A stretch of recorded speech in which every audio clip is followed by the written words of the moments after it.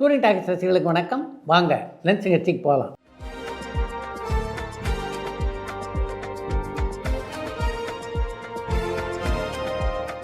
என்னப்பா முதல் கேள்வி? கங்குவா படத்துடைய உண்மையான பட்ஜெட் எவ்வளவு, உண்மையாலுமே அந்த படம் எவ்வளோ வசூலாச்சுன்னு தேனியிலேருந்து அருண் கேட்டிருக்காங்க.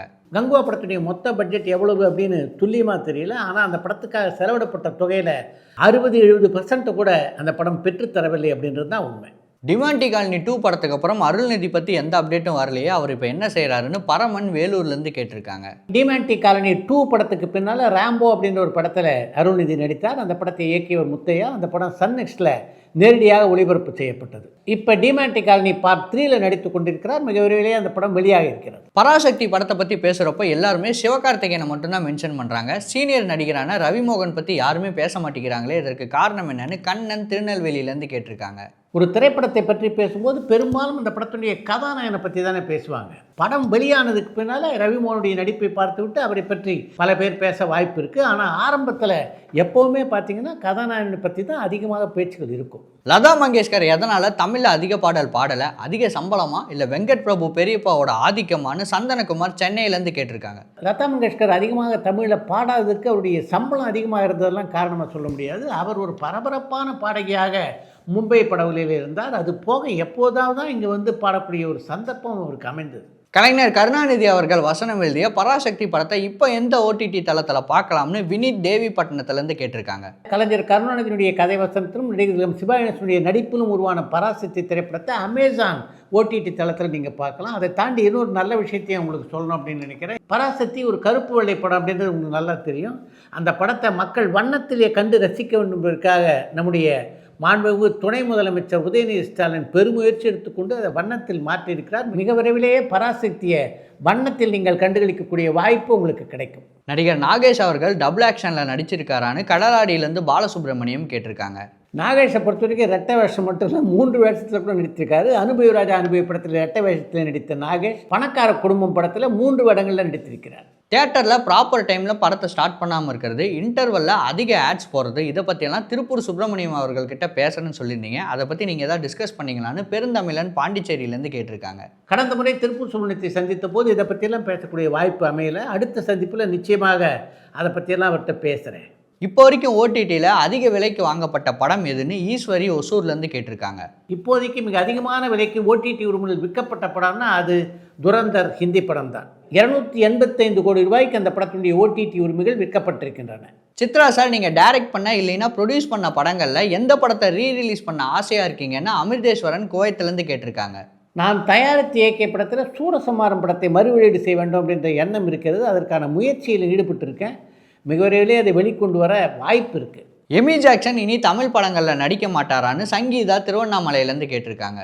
இங்குள்ள இயக்குநர்கள் அழைத்தார்கள் தான் நிச்சயமாக எமி ஜாக்சன் தமிழ் படங்களில் நடிப்பார். ஆனால் இங்கே இருக்கிற இயக்குநர்கள் அழைக்கிறதா தெரியல. இந்த வருஷமும் தமிழ் சினிமா 1000 கோடி வசூலை எட்டாமல் கடந்து போக போகுது. இதற்கு முக்கியமான காரணம் என்னன்னு தேனியிலேருந்து ரியாஸ் கேட்டிருக்காங்க.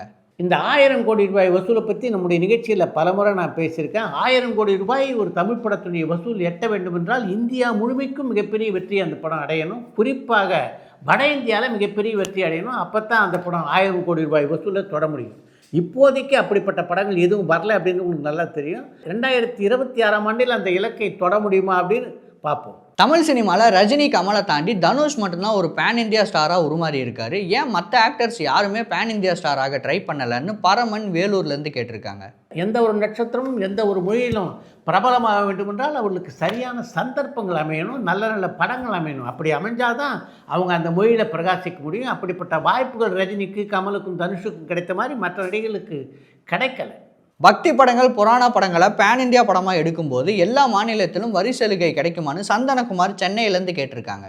பக்தி படங்களும் புராண படங்களும் பேன் இந்தியா வெற்றியை அடையக்கூடும். ஆனால் அதுக்கு வரிச்சலுகைகள் கிடைப்பதற்கான வாய்ப்புகள் இல்லை. இந்த வாரம் தமிழ் சினிமாவில் சிறை, மார்க், ரெட்டத்தலைன்னு 3 படம் ரிலீஸ் ஆயிருக்கு. இந்த படங்களில் எந்த படம் அதிக வரவேற்பை பெற்றிருக்குன்னு பழனியிலேருந்து சந்தோஷ் கேட்டிருக்காங்க. நீங்கள் குறிப்பிட்டிருக்கின்ற 3 திரைப்படங்களில் மார்க் கன்னடத்தில் மட்டும்தான் வெளியாச்சு, தமிழில் வெளியாகல. கன்னடத்தில் மிகப்பெரிய வெற்றி அந்த படம் பெற்றிருக்கிறது. தமிழில் வெளியான ரெட்டத்தலை, சிறை ஆகிய 2 படங்களில் சிறைக்கு மிகப்பெரிய வரவேற்பு கிடைத்திருக்கிறது.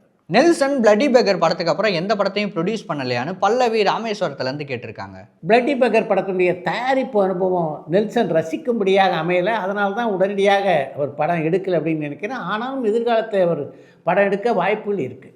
ஸ்லீப்பிங் ஸ்டார் அஸ்வின் இப்போ என்ன பண்ணுறாரு, அவருக்கு பட வாய்ப்பு எதுவும் கிடைக்கலையான்னு தமிழன் பாண்டிச்சேரியிலேருந்து கேட்டிருக்காங்க. ஏதோ ஒரு மேடையில் தவறாக பேசிவிட்டார் அப்படின்றதுக்காக அஸ்வின் குமாரை இப்படி தொடர்ந்து தாக்குறது எந்த வகையில் நியாயம்? அதை பற்றி அவரே கூட சமீபத்தில் வருத்தப்பட்டிருக்கார். இப்போ புதிதாக ஒரு திரைப்படத்தில் நடித்து கொண்டிருக்கிறார் அஸ்வின் குமார். சிவாஜி கணேசன் அவர்களுக்கு அவரை விட மூத்த நடிகை யாராவது ஜோடியாக நடிச்சிருக்காங்களான்னு தேனியிலேருந்து அருண் கேட்டிருக்காங்க.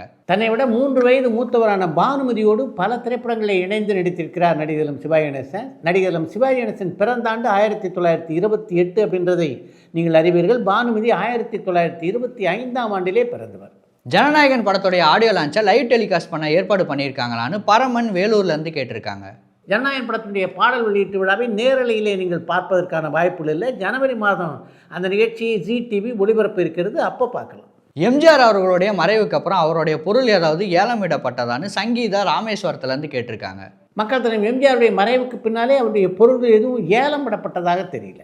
பாடகர் தாராபுரம் சுந்தரராஜன் அவர்கள் தமிழ் படங்களுக்கு மியூசிக் பண்ணியிருக்காரான்னு பரமன் வேலூர்லேருந்து கேட்டிருக்காங்க. டி.ஆர். ராமண்ணாவுடைய இயக்கத்தில் உருவான நீச்சல் குளம் அப்படின்ற படத்துக்கும் தாயே வருக அப்படின்ற ஒரு படத்துக்கும் தாராபுரம் சுந்தரராஜன் இசையமைத்திருக்கிறார்.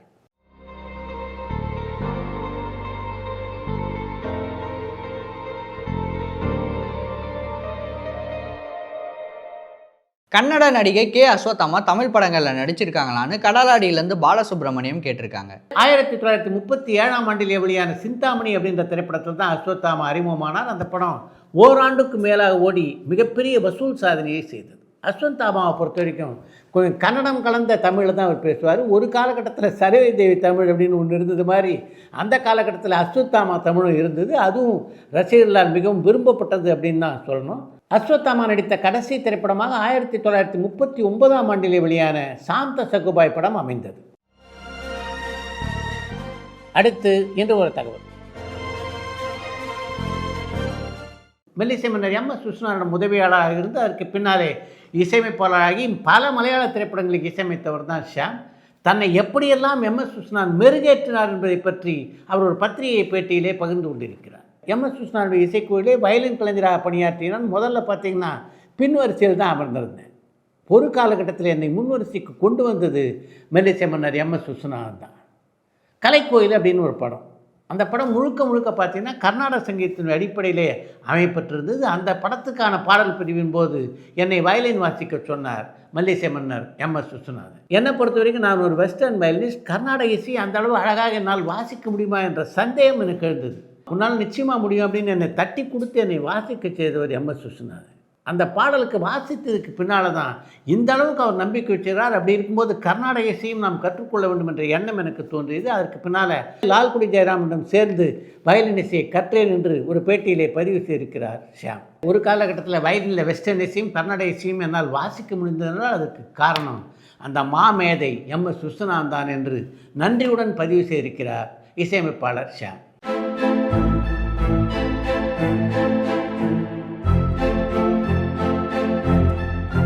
இத்துடன் இந்த இளம் சிகிச்சை நிறைய பெறுகிறது. மீண்டும் அடுத்த இளம் சிகிச்சையிலே சந்திப்போம்.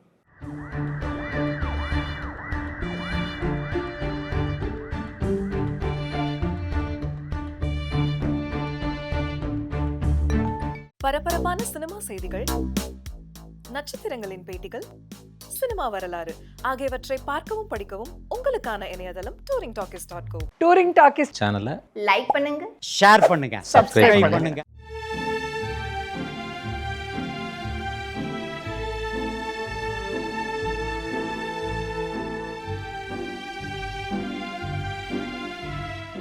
மறந்துடாதீங்க, பண்ணுவீங்க.